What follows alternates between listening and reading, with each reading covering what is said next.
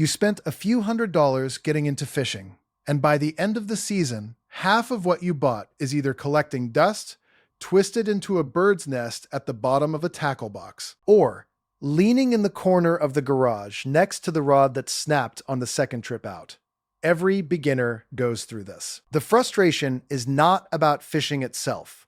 It is about buying the wrong gear before you understand what you actually need on the water. Hit subscribe before we get into it, because this is exactly the kind of information that would have saved most anglers a significant amount of money if somebody had explained it before their first trip.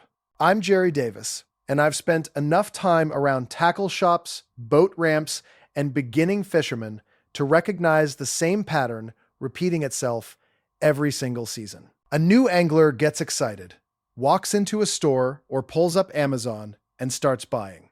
They buy based on what looks good, what has the most 5-star reviews, or what the packaging promises. And then real fishing happens. The water is different from the description on the box. The equipment doesn't perform the way the store display suggested.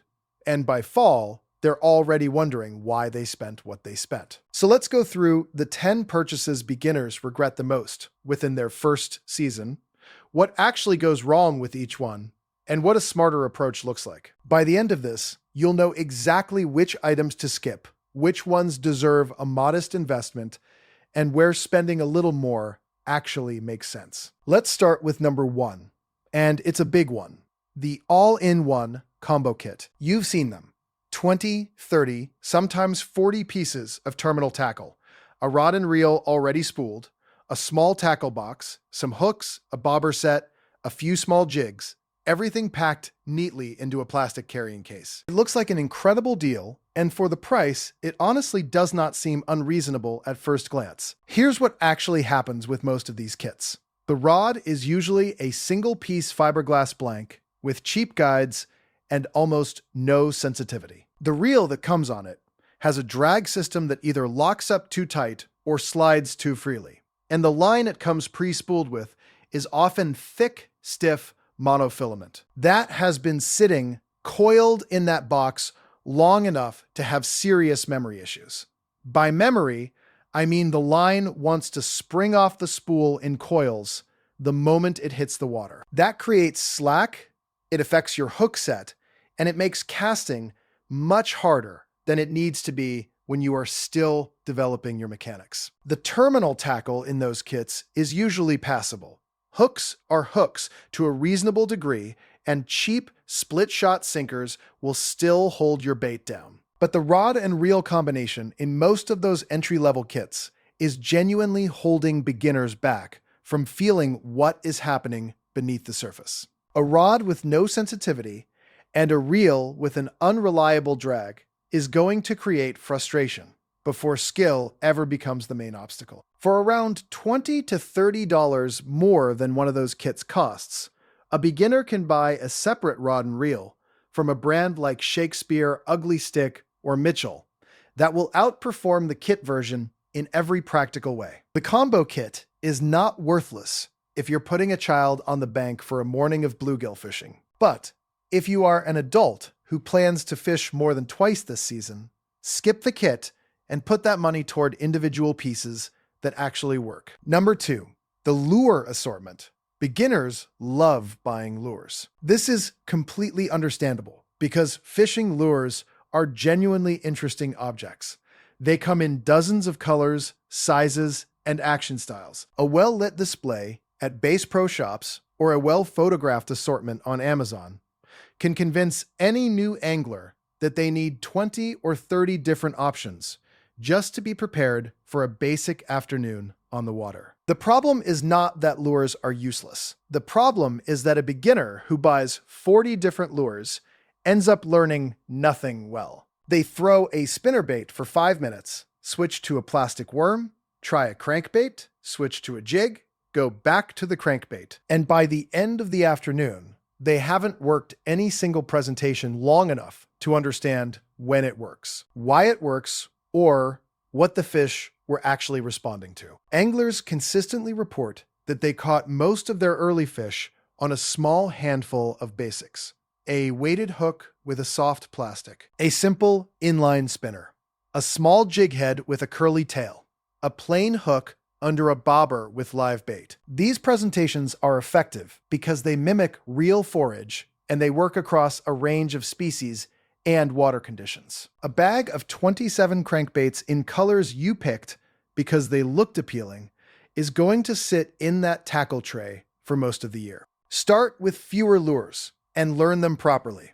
Know when they work, how to retrieve them, what cover they fish well around, and what depth range they are effective in. That knowledge is worth far more than a box full of options you barely understand. Number 3, the wrong rod for the wrong technique.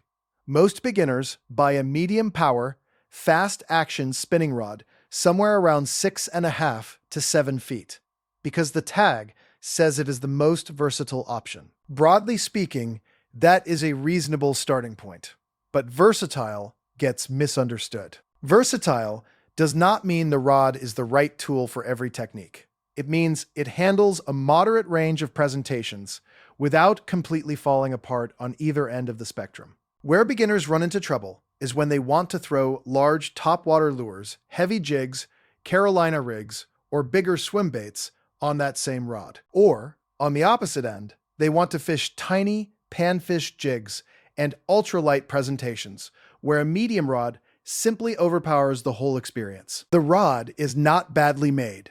It is not matched to what the angler is actually doing. What matters more than a label that says versatile is matching your rod to the species you are most likely to realistically encounter in the water you are actually fishing. If you are at a local pond full of bluegill and small bass, an ultralight or light spinning setup is going to make the fishing noticeably more enjoyable and teach you technique faster. If you are on a larger lake targeting largemouth bass with heavier presentations, a medium to medium heavy setup makes more sense. Do not buy a rod because the packaging calls it versatile. Buy it because it fits your actual fishing situation. Number 4, braid on a spinning reel with no leader and no knot knowledge. Braided line on a spinning reel is not a bad idea by itself. Braid has essentially zero stretch, excellent sensitivity, and impressive strength relative to its diameter. Experienced anglers use it effectively in all kinds of situations. But when a beginner spools braid straight onto a spinning reel, goes fishing without attaching a fluorocarbon or monofilament leader, and has not yet practiced the relevant knots, a few predictable problems follow. Braid is highly visible in clear water. That visibility can make fish cautious in cleaner fishing environments, where they get a good look at the terminal end of your setup. It also has almost no stretch, which means beginners tend to pop light wire hooks or break the line during aggressive hook sets before they develop a feel for how much pressure they are actually applying. And braid digs into itself on the spool when there is any sudden slack or when it is not loaded onto the reel under consistent tension, creating a tangle that can mean losing a significant amount of otherwise usable line. A beginner is usually better served by straight monofilament or a monofilament and fluorocarbon combination, until they understand line management, knot mechanics, and how spinning reel drag interacts with fighting pressure. Monofilament is forgiving. The stretch absorbs sudden changes in load. It is easier to see when you are learning to tie knots, and it is far less likely to turn into a bird's nest on a reel that is not perfectly dialed in. If you want to use braid, learn to spool it correctly. Always use a leader and practice your connection knots before the first trip. A uni-to-uni connection between braid and fluorocarbon is worth learning before you ever leave the driveway. Number 5, a tackle box that is too large to actually use. This sounds like a minor complaint, but it comes up consistently among beginners who reflect on their first season. A large, hard-sided tackle box or a massive soft bag with 20 pockets and 36 trays sounds like the ultimate organization solution. And eventually, for a well-stocked angler with a developed system, it is. For someone in their first season, it becomes a liability. You fill half the trays with gear you picked impulsively. The rest stays empty, and the whole thing is heavy, awkward, and takes up more space than your setup justifies. You spend time digging through it looking for a hook size you bought but cannot locate, and the sheer size of the bag makes you feel like you should have more gear to fill it rather than less gear to focus your fishing. A small utility box with a few well-organized trays, or a medium soft bag with 6 to 8 pockets, is a much smarter starting point. It forces you to carry only what you know how to use. It travels easily from car to bank to boat, and it stays organized without requiring a full inventory system. Number 6, a cheap fish finder with no understanding of what makes one actually useful.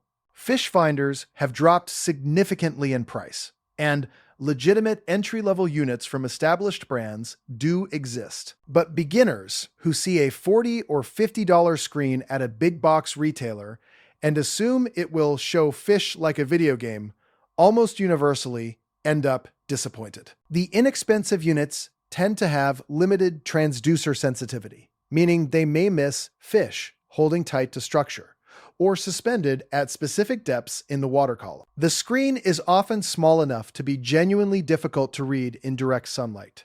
Mounting options for kayaks or small aluminum boats may require additional hardware that is not included in the package. And the interface on some entry-level units is confusing enough that beginners spend more time staring at the screen trying to understand the readout than they spend watching their rod tip. Before buying any fish finder, the questions worth asking are: what transducer frequency does it use? How accurately can it read the depth range you fish most often? How large and bright is the display? And what mounting hardware is compatible with your specific watercraft?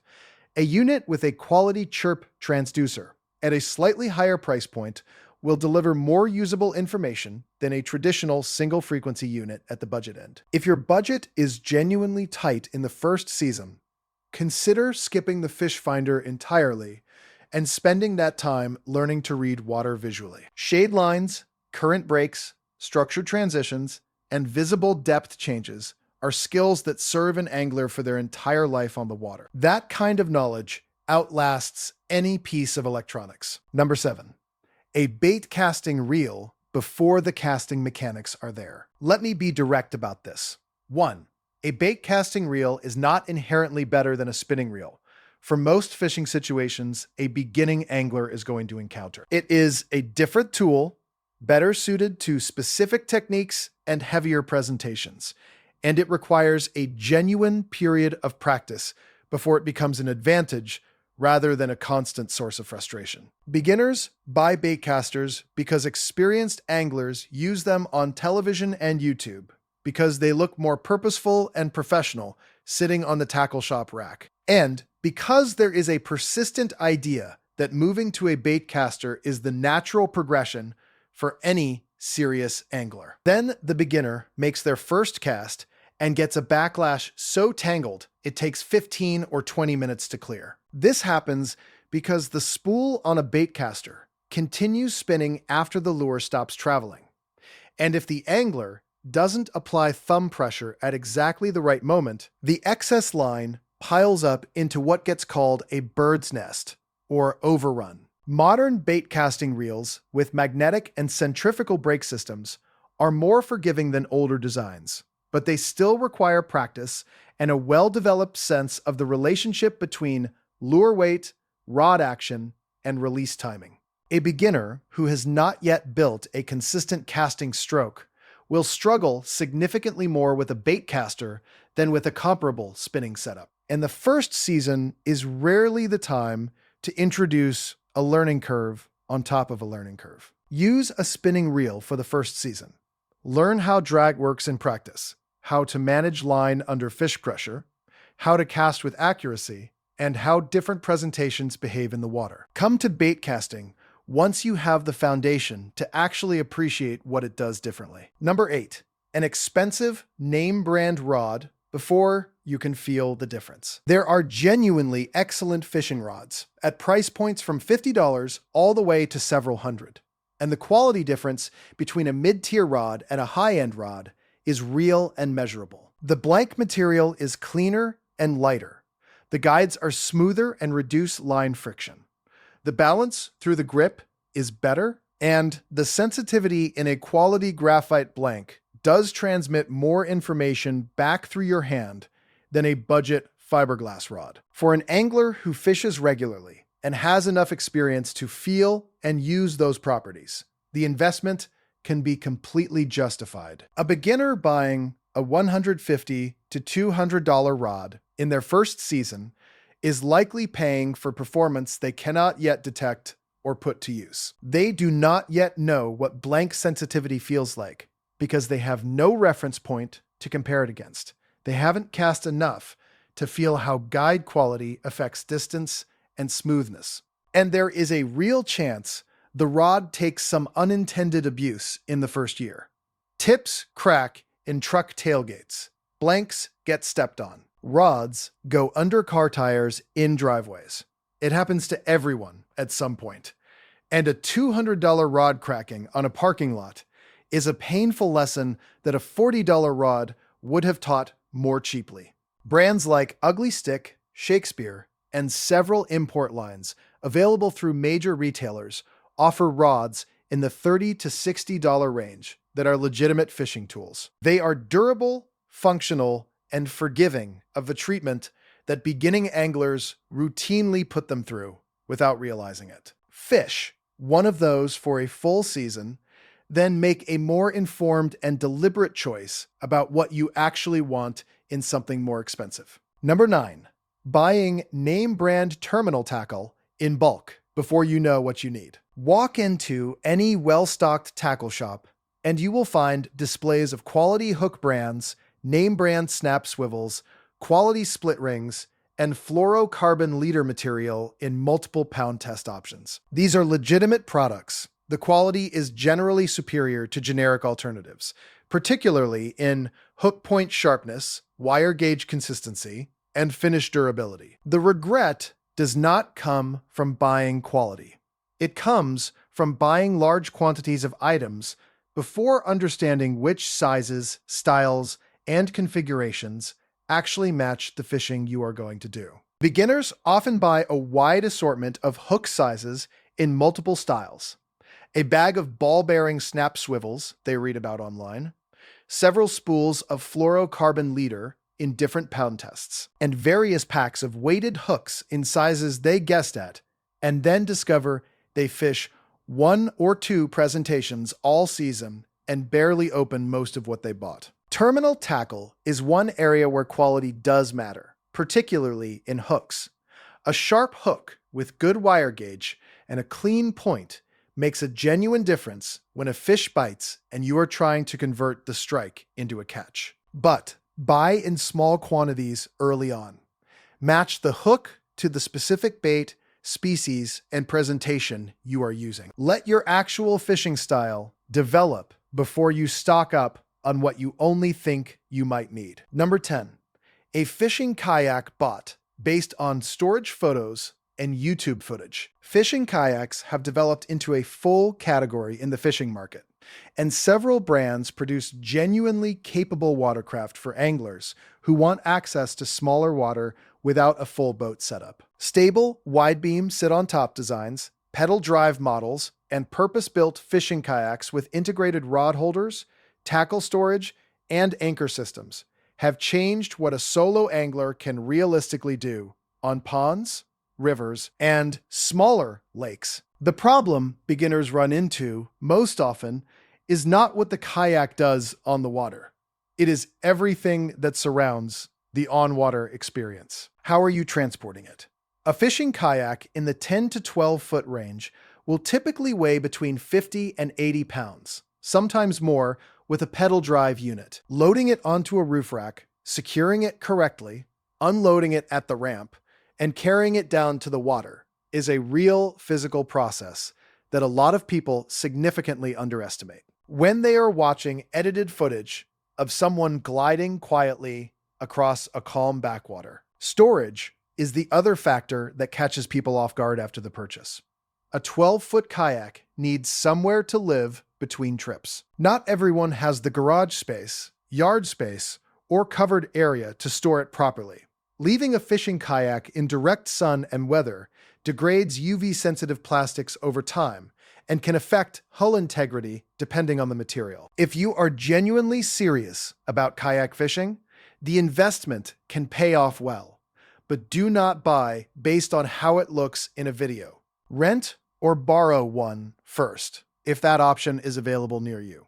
Confirm your transportation and storage situation before you commit to the purchase. And consider whether the water you actually fish most often benefits meaningfully from a kayak, or whether the bank access and waiting you already have is sufficient for the fishing you want to do. Now, if there is one pattern connecting all 10 of these, it is this. Beginners buy equipment based on what they imagine fishing will be like. Experienced anglers buy equipment based on what fishing actually is. The gap between those two pictures is exactly where the regret lives, every single season. The good news is that none of these mistakes are permanent. A poorly chosen combo gets replaced when you know more. A bait caster that frustrated you in the spring becomes easier to understand once you have real casting time behind you. A tackle box full of lures you don't use yet teaches you which presentations you actually reach for, and the rest can get sold or traded. Every one of these purchases is a lesson that costs less than fishing a full season with gear that doesn't fit the way you fish. Think about what you bought before your first season out. How much of it do you still use? How much of it is in a bin or a bag somewhere waiting on a use case that never quite arrived? Let me know in the comments, because I guarantee at least one item from this list is already sitting in somebody's garage right now. Good fishing gear is not the gear with the highest price or the longest list of features on the packaging. It is the gear that fits the way you actually fish, survives the conditions you put it through, and does its job without creating another problem while you are trying to enjoy the water. Hit like, subscribe, and share this with someone who needs to see it before they head to the tackle shop. I'm Jerry Davis, and I'll catch you in the next one.